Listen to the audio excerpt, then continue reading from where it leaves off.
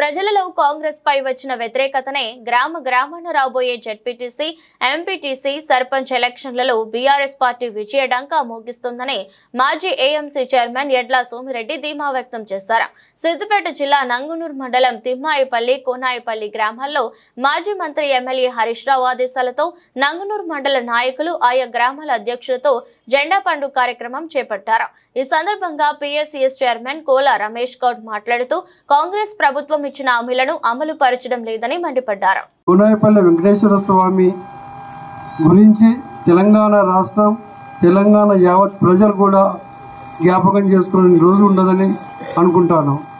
ఎందుకంటే ప్రతిసారి ఏ చేసినా 1982 నుంచి నామినేషన్ కార్యక్రమాలు మొత్తం కూడా కోనాయిపల్లి వెంకటేశ్వర స్వామి సన్నిధిలో చేసి పూజలు చేసి నామినేషన్లు వేసి ఆ రోజు నుంచి ఈ రోజు వరకు కూడా ఏకదాటిగా విజయదుంది మోగిస్తూ, అలాగే తెలంగాణ రాష్ట్ర సాధనకు కూడా వెంకటేశ్వర స్వామి ఆశీస్సులతోనే సాధ్యమైందని మనం చెప్పుకోక తప్పదు. అలాంటి వెంకటేశ్వర స్వామి ఆశీస్సులు మన హరీష్ అన్న కేసీఆర్లపై కూడా ఉండాలని కోరుకుంటున్నాను. మార్పు తెస్తా అంటే మార్పు తెస్తాను, కానీ వాడు తప్పలే మాట. మనం అనుకున్నాం, మనమే తప్పు పడుతున్నాం. ఇప్పుడు మార్పు తెస్తా అని చెప్పాడు. ఏమని మార్పు తెస్తా అన్నాడు? తెలంగాణ రాష్ట్రం ఏర్పడ్డాక రైతులకు ఇచ్చిన సంక్షేమ పథకాలన్నింటినీ ఏవి కూడా అందకుండా చేస్తారు. అదే మార్పు. మరి ఇవాళ రైతు బంధువు మీరు 10,000 ఇస్తే నేను 15,000 ఇస్తా, మీరు 2,000 పెన్షన్ ఇస్తే నేను 4,000 ఇస్తా, మీరు 24 గంటల కరెంటు నాణ్యమైంది ఇస్తే నేను ఇంకేమో చేస్తా అని చెప్పాడు.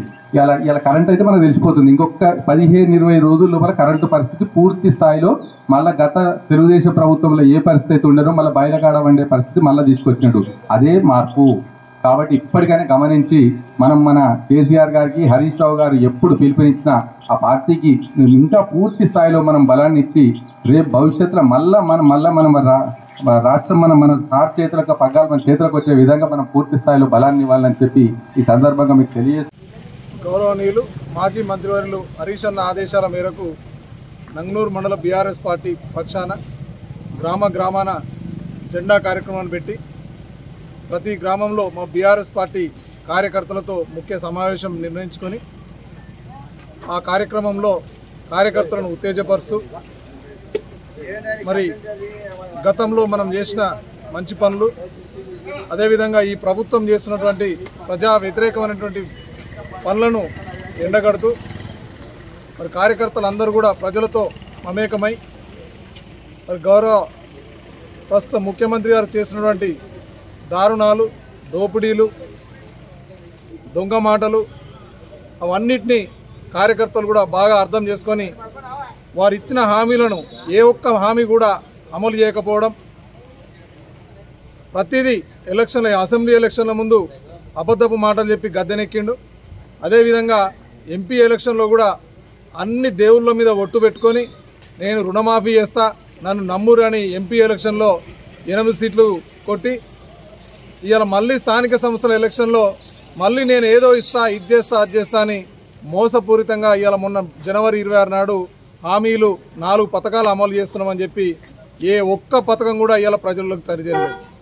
సో దీన్ని మా కార్యకర్తలుగా ప్రజలందరి దగ్గరికి తీసుకుపోయి వారి స్థానిక సంస్థల్లో వారిని నమ్మితే కనుక మళ్ళీ మోసపోయే అవకాశం ఉంటుందని చెప్పేసి తెలియజేయాలని, మరి అదేవిధంగా ప్రతి గ్రామంలో మాకు రాబోయే ఎలక్షన్లో బ్రహ్మాండంగా మెజార్టీ తీసుకురావాలని చెప్పేసి కార్యకర్తల గురించి మాట్లాడడం జరుగుతుంది. కాబట్టి దీనికి ఈ కార్యక్రమానికి స్పందన చూస్తే నిజంగా మేము సంతోషాన్ని వెలిబుస్తూ ఉన్నాం. మరి రాబోయే రోజుల్లో ఖచ్చితంగా స్థానిక సంస్థల్లో టీఆర్ఎస్ పార్టీ డంకా మోగిస్తుందని చెప్పి తెలియజేస్తా ఉన్నాం. నిన్నటి నుంచి స్టార్ట్ చేసి జెండా కార్యక్రమాలు నిర్వహించడం జరుగుతూ ఉంది.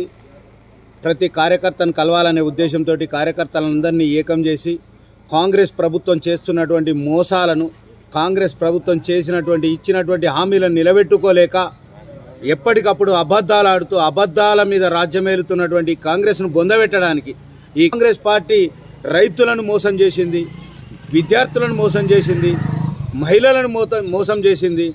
ఈరోజు ప్రతి వ్యక్తిని కూడా మోసం చేసి అబద్ధాలు ఒక మాటను 100 సార్లు అబద్ధాలు ఆడుకుంటూ ఈరోజు ప్రభుత్వం వెల్లదిస్తూ ఉంది.